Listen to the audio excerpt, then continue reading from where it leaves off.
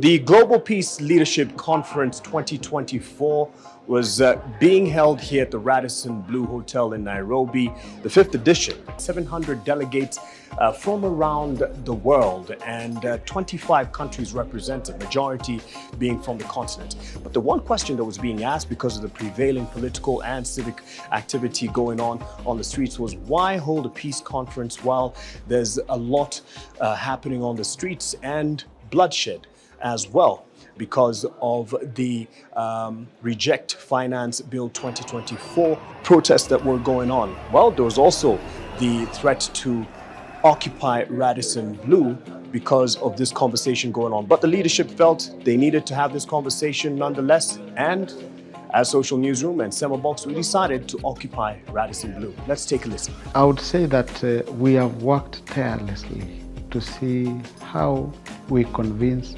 the leader of the state to trust the voice of the masses.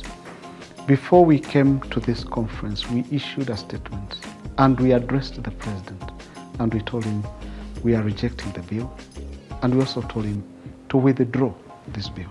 How I wish he listened to us. For us, spiritual leadership is the most important thing, right? Building peace is all about relationships, and ultimately, building peace is spiritual work. It's relational work. I am one of those who believe our young people have the power to ask important questions as they did here. And this should be an experience all over Africa. Ask questions. Our leaders have to be accountable.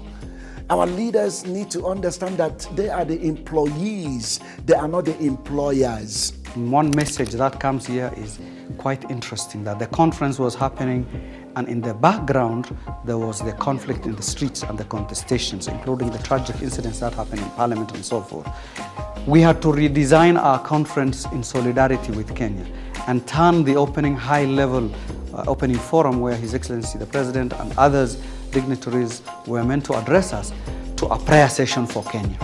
I thought that solidarity with Kenya was quite refreshing. And we have things that we have agreed to do to move Africa forward.